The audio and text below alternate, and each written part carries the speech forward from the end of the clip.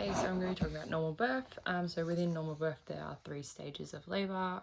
First stage, which I'm going to talk about, us paramedics probably won't see, but it involves that the mother is at a dilation of 4 to 6 centimetres and her contractions are regular and painful. Us as paramedics obviously won't probably see that first stage of labour, but it is a good indication that birth is imminent. We're also then going to move on to second stage, and that's probably when paramedics are most likely going to be on scene for second stage. At second stage, it is when the vagina is fully dilated, so full 10 centimetres, and we possibly could see crowning, which obviously before or we do all that, we want to make sure that we have backup on the way. So by calling control center and ensuring that we have backup.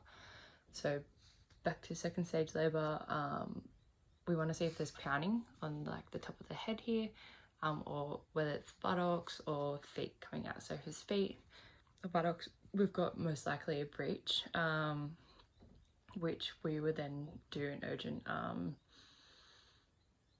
request for backup and probably transport urgently. Otherwise, if we don't have that, then once the baby's head's most likely come out, we want to be mindful of shoulder dystoxia. So that is when the shoulder gets stuck en route out of the vagina. But for now, we're just going to pretend that this is a normal birth. So once the baby is in that second stage of labour and we can see the crowning of the head and the head has come out, we really want to encourage the mother to be in the best position that she feels most comfortable. We want to be really emotional support for her, encouraging, just letting her do this birth on her own, but with obviously emotional support.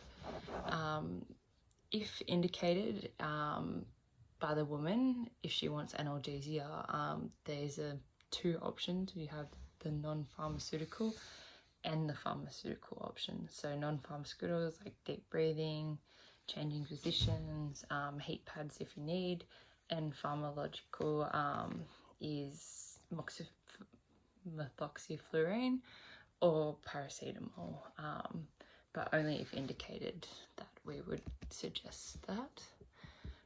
So once the baby, obviously the head's starting to come out, we do have peri-pads underneath just in case we have a PPH, and then we can use the peri-pads and towels and stuff for tests later on at the hospital and to stop and control that bleeding too.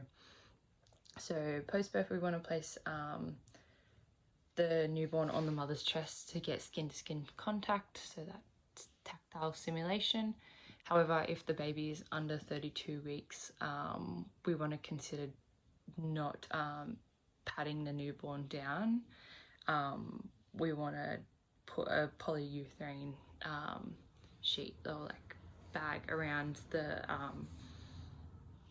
the torso of the baby, and then place skin-to-skin contact. But we really want to ensure that skin-to-skin contact, as it's been proven to obviously help the baby regulate vitals and that. And then we also want to encourage breastfeeding as well. And so after that, we do our APGAR assessment. So you've got your appearance,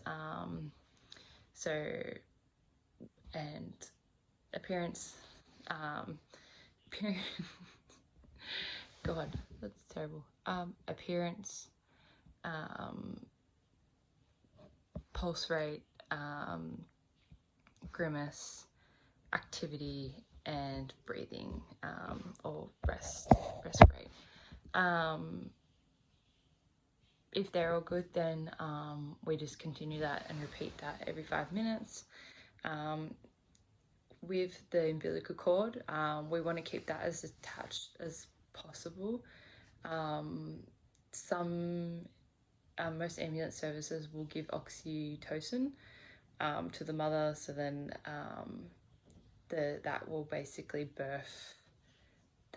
help birth the umbilical cord for the mother. For the baby, we can leave that as long, even after the mother has birthed the umbilical cord, but usually after the pulsating has stopped, that we will cut and clamp the cord. And yeah, I think that's everything. Obviously we just want to make this as comfortable for her and encourage her, and yeah, and that's everything.